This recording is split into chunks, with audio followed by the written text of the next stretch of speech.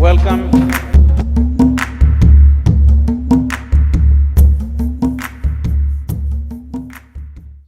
जीवन में ऐसे कई मौके आते हैं जहां हमें लगता है कि हम उदास हैं, हम अकेले हैं और हर कोई हमारे खिलाफ है। कोई भी नहीं जो हमारा मार्गदर्शन करे या हमसे बात करे। तो उस समय हमें इसे कैसे संभालना चाहिए या इससे कैसे निपटना चाहिए? देखिए, ये एक दुर्भाग्यपूर्ण स्थिति है जिसमें ढेर सारे लोग हैं। अपने अनुभव में, उनके अपने व्यक्तिगत अनुभव में जीवन कुछ ऐसा है, मैं बनाम ब्रह्मांड। ब्रह्मांड के साथ मुकाबला करना एक बेवकूफी भरा काम है। आपको इस मुकाबले में नहीं पड़ना चाहिए। हेलो, मैं बनाम ब्रह्मांड एक बहुत बुरा मुकाबला है। क्या आप भी सहमत हैं? तो योग इसीलिए है। योग का मतलब अपने शरीर को मोड़ना और मरोड़ना नहीं होता। योग शब्द का अर्थ है एक हो जाना। अभी ये मैं बनाम ब्रह्मांड है, ये सिर्फ आपकी मानसिक स्थिति है, ये सच्चाई नहीं है। जब आप बिल्कुल अकेला महसूस करते हैं कि आप फिर भी सांस ले रहे हैं, तो आप दुनिया के साथ लेन देन कर रहे हैं, है ना? आपकी बस अपने आसपास के लोगों से नहीं पटती, लेकिन वातावरण से आपको कोई दिक्कत नहीं है, भोजन से कोई दिक्कत नहीं है, अगर उसका स्वाद अच्छा हो तो पानी से कोई दिक्कत नहीं है। आप दुनिया के साथ लेन देन कर रहे हैं, है ना? आपका अस्तित्व लगातार ब्रह्मांड के साथ जुड़ा हुआ है, लेकिन आपका मन ब्रह्मांड के खिलाफ हो जाता है। अगर आप ऐसी मानसिक स्थिति बनाते हैं कि आप ब्रह्मांड के खिलाफ हैं या आप ब्रह्मांड या सृष्टि के साथ मुकाबले में हैं, तो जाहिर है कि आप छोटी छोटी बातों पर कुचला हुआ महसूस करेंगे। छोटी छोटी चीजें आपको कुचल देंगी। जब मैं कहता हूं छोटी चीजें, शायद आप अपनी परीक्षा में फेल हो गए, शायद आपको इस यूनिवर्सिटी से निकाल दिया गया, शायद आपको नौकरी से निकाल दिया गया, शायद किसी ने आपको धोखा दे दिया, शायद ऐसा कुछ और हुआ। ये सब जीवन और मृत्यु के बीच की छोटी छोटी चीजें हैं, क्योंकि आप यहां खाली हाथ आए थे, है ना? जब आप मरेंगे तो आपके लिए कोई कंटेनर सर्विस नहीं होगी, आप खाली हाथ मरेंगे। इसके बावजूद ज्यादातर लोगों ने अपने घरों को गोदाम बना लिया है। ज्यादातर लोग अपने सिर पर इतना बड़ा बोझ ढो रहे हैं मानो वो पूरे ब्रह्मांड को अपने सिर पर ढो रहे हों। ये उनकी अपनी मानसिक परिस्थिति है। आप अपने विचारों और भावनाओं की ही बात कर रहे हैं, है ना? आप ये कब सीखेंगे कि अपने विचारों और भावनाओं को कैसे संभालना है? इनके नहीं, इनके नहीं, इनके नहीं, आपके। आप ये कब सीखेंगे कि मैं अपने विचारों और भावनाओं को कैसे संभालूं? अपने जीवन के अंत में? जीवन के साथ असल में बस यही एक समस्या है। ज्यादातर इंसानों ने खुद को कुछ ज्यादा ही गंभीरता से ले लिया है।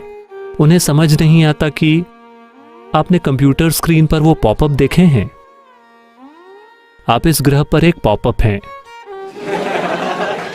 आप 2 सेकंड के लिए पॉपअप होते हैं और पॉप आउट हो जाते हैं। नहीं नहीं, आपको देखना चाहिए, आपकी और मेरी तरह के अनगिनत लोग इस धरती पर चले हैं। वो भी बड़े लोग थे। वो कहां हैं? सब सतह की मिट्टी बन गए। बन गए कि नहीं? जब तक कि आपके दोस्तों ने आपको बहुत गहरा न दफनाया हो, इस डर से कि शायद आप फिर से उठ खड़े हों। कुछ ऐसी घटनाएं हुई हैं, है ना? या शायद आप स्वर्ग जाने की योजना बना रहे हों।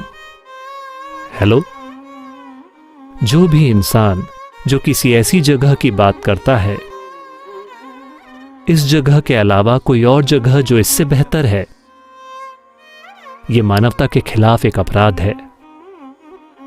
मेरा मूलभूत काम है सभी स्वर्गों को नष्ट करना, ताकि लोग यहां अच्छे से रहना सीखें।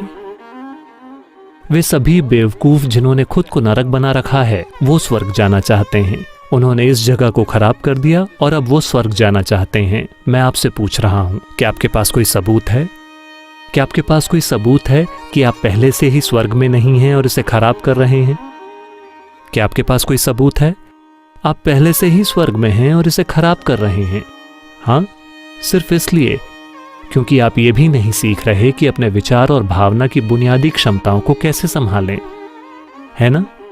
Your only justification is, everybody is like this only. That's how it is in a madhouse. आपका एकमात्र तर्क ये है कि हर कोई ऐसा ही है, पागल खाने में ऐसा ही होता है, सिर्फ डॉक्टर पागल नजर आता है। तो आप इसे कब संभालेंगे? आराम से 60 की उम्र में?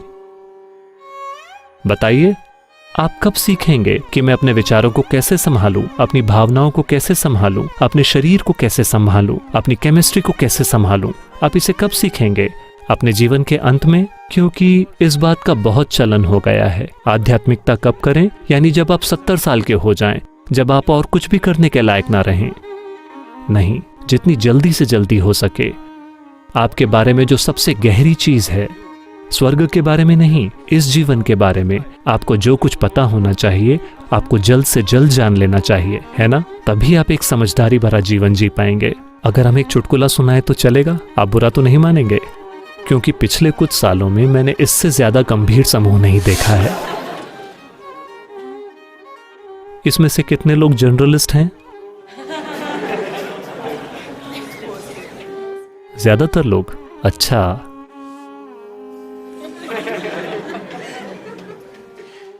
ऐसा हुआ, शंकरन पिल्लई जब वो पेरिस में थे, उन्होंने एक फ्रेंच महिला से शादी की। एक दिन उनकी सालगिरह थी, पहली सालगिरह। तो उनकी पत्नी ने कई दोस्तों को आमंत्रित किया और वो सब कुछ वाकई ताजा बनाना चाहती थी, हर चीज फ्रेश। तो सुबह से वो उन्हें इस बाजार से उस बाजार में घुमा रही थी। वो ताजा सब्जियां, ताजा मांस, ताजा चिकन, ये वो सब कुछ लेकर आए। फिर शाम को पत्नी ने कहा, क्योंकि फ्रेंच लोग घोंघों का एक एपेटाइजर खाते हैं, पत्नी ने कहा समुद्र पर जाओ और कुछ ताजा घोंघे लेकर आओ और मैं सभी दोस्तों के लिए एक एपेटाइजर बनाऊंगी। तो शंकरन पिल्लई समुद्र तट पर गए और वो सभी घोंघों को उठाकर उन्हें बाल्टी में डाल रहे थे। फिर उन्हें एक पुराना दोस्त मिला, एक भारतीय दोस्त। वो बहुत खुश हो गए और वो अपने पुराने समय के बारे में बातें कर रहे थे। शंकरन पिल्लई भूल गए कि वो शादीशुदा हैं।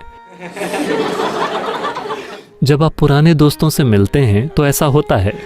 और दोनों एक बार में गए और उन्होंने कुछ पैक पिए और वो भूल ही गए। फिर उन्हें याद आया, घोंघे बाल्टी से बाहर निकल रहे थे और टक, एक घोंघा बाल्टी से बाहर गिर गया।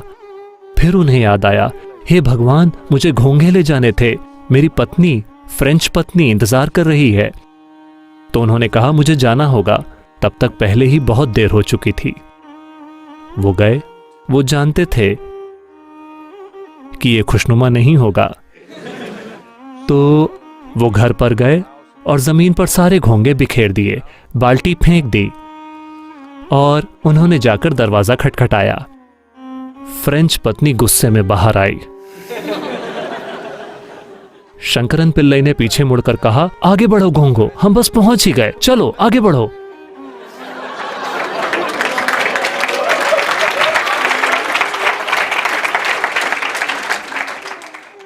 तो आप कब अपने घोंघों को उठाएंगे और उन्हें बाल्टी में डालकर उन्हें ठीक करेंगे? आपकी समस्याएं, आपको उन्हें ठीक करना चाहिए, है ना? ये समस्याएं नहीं हैं। मैं चाहता हूं आप ये समझें कि आप अपने जीवन से दुखी नहीं हैं। आप बस दो शानदार क्षमताओं से दुखी हैं, जो सिर्फ ये मानव होने का सौभाग्य है कि हमारे पास ये दो शानदार क्षमताएं हैं। पहली ये कि हमारे पास एक स्पष्ट याददाश्त है। इस याददाश्त के कारण ही हमारा जीवन काफी अधिक समृद्ध है किसी भी दूसरे प्राणी की तुलना में, और हमारे पास एक शानदार कल्पना शक्ति है। अभी आप इसी से दुखी हैं। 10 साल पहले जो हुआ था, आप अभी भी उससे दुखी हो सकते हैं। क्यों? आप जीवन से दुखी हैं या याददाश्त से? हेलो, याददाश्त से। परसों शायद जो हो, आप पहले ही उससे दुखी हैं। आप जीवन से दुखी हैं या कल्पना से? आपके पास जो दो सबसे शानदार क्षमताएं हैं, आप उनसे दुखी हैं। तो आप क्या मांग रहे हैं? आप एक बार फिर से एक केंचुआ बनना चाहते हैं। केंचुआ एक बहुत ही इको फ्रेंडली प्राणी है, मुझे उससे कोई शिकायत नहीं है। लेकिन लाखों सालों के विकास के बाद आपको इतना बड़ा दिमाग मिला है और अब आप इससे दुखी हैं। अगर हम आपका आधा दिमाग निकाल दें तो निश्चित रूप से आप यहां बिना किसी बेचैनी के, बिना किसी दुख के बैठेंगे, बिल्कुल शांत। हमें करना यह है कि हमें आपका दिमाग निकाल देना है, क्योंकि आप अपनी ही बुद्धि से दुखी हैं, हाँ या ना? क्योंकि हमने आपको एक बहुत ही जटिल मशीन दी है। आपने यूजर्स मैनुअल को पढ़ने की तकलीफ भी नहीं उठाई है। आप बस इसे जैसे तैसे चलाना चाहते हैं। नहीं नौजवानों, समय आ गया है कि आप अपने बारे में कुछ बातें जान लें। अगर आप नहीं जानते कि कैसे, तो हम आपको साधन देंगे कि इस मशीन को कैसे समझा जाए। क्योंकि आपके जीवन में कई मुद्दे आएंगे। आपके जीवन में ज्यादा मुद्दे आते हैं, यानी आप एक ज्यादा सक्रिय जीवन जी रहे हैं। कुछ नहीं आया मतलब आप जी ही नहीं रहे हैं। हाँ, हर दिन कई मुद्दे होंगे। मेरे पास सबसे ज्यादा दिक्कतें रहती हैं मेरे जीवन में हर दिन, क्योंकि दुनिया भर में इतनी सारी गतिविधि, विश्व स्तर की गतिविधि सिर्फ वॉलंटियर्स के साथ। ठीक है, वॉलंटियर यानी कोई भी उस काम के लिए क्वालिफाइड नहीं है और आप उन्हें इनएफिशिएंसी की वजह से निकाल नहीं सकते, और वे आपसे प्यार करते हैं। क्या करें?